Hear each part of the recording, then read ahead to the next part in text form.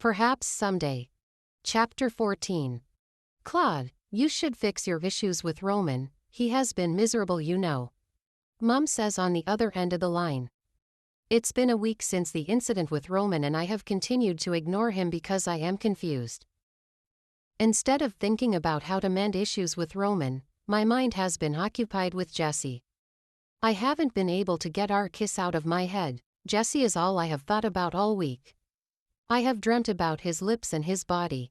I wonder what it would be like to take things a step further with him. Despite everything I have been feeling about Jessie, I have also made a point to ignore and avoid him. Just because I am thinking about it doesn't mean I should act on it. Claude, are you there? Mom asks, startling me out of my reverie. I clear my throat. Yes, Ma, I am here. I will talk to him. You and Dad should stop meddling in my relationship with Roman. Roman and I are adults, we are capable of handling our issues. Roman is a good kid and he comes from a good family. Your father and I want the best for you. I know you both want what's best for me, but let me handle my relationship in my own way. I hear you, baby girl, I hear you. How is school?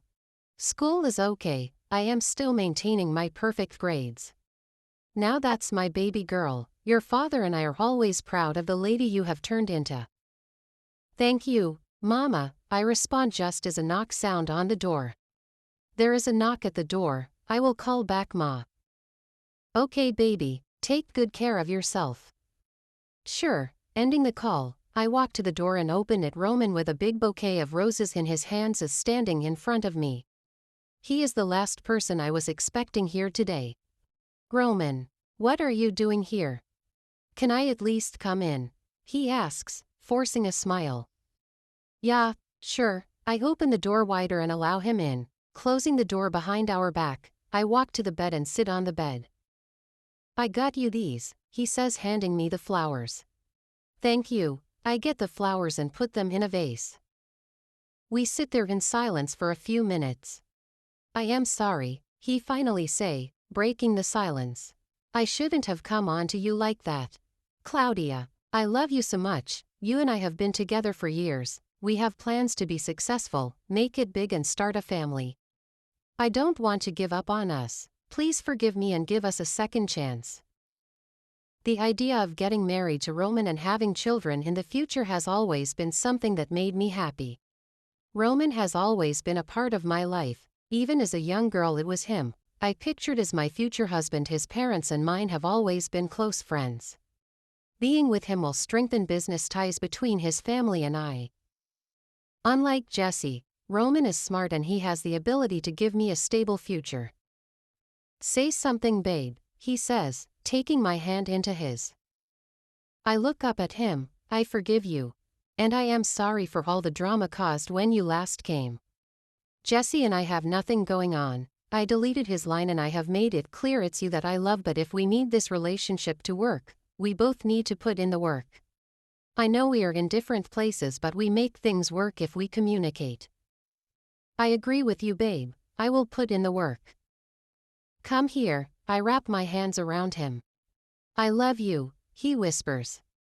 I love you too, I respond. I should be happy hearing him say he loves me. I should be happy with him being in my life, but I don't. This feels empty, like something is missing.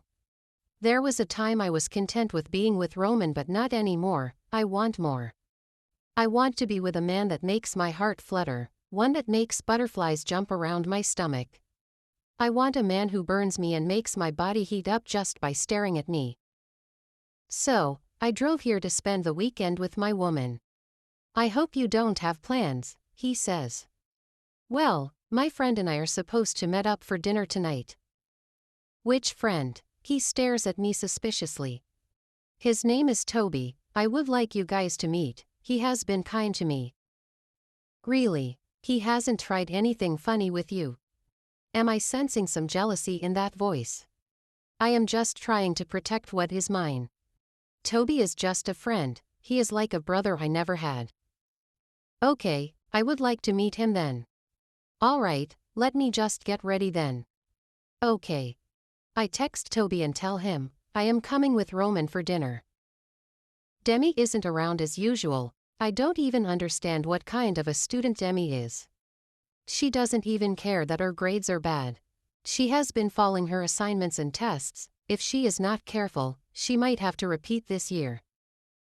I spent almost an hour getting ready for the night ahead, and when I am finally done, Roman leads me out of the house to his car. He opens the door for me and I am about to get into his car when Jesse drives in. Such bad timing. Roman and I exchange a glance, but he doesn't say anything.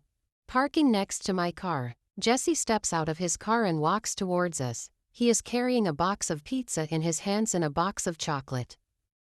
Jesse, what are you doing here? I ask. You are going out. I thought you would be spending the night indoors, so I bought you food.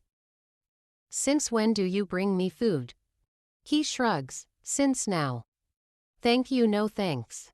I have made it clear I want nothing to do with you, Jesse. I have a boyfriend, as you can see, and he doesn't appreciate you hovering around me like this. Please respect my decision. You heard her, Roman says. I got this for you, Jesse says. Like I said, thank you, but no. You need to stay away from me, and I mean it, I say, getting into the car. Babe, let's go, I say to Roman. I wouldn't want them to start fighting again. Roman shuts my door and comes round to the side of his car and gets in. Starting the car, he drives out, leaving Jesse standing alone. Maybe I was a bit harsh, but I needed to make things clear between us because I don't want to hurt Roman. Ella B. The August Girl. Butterfly,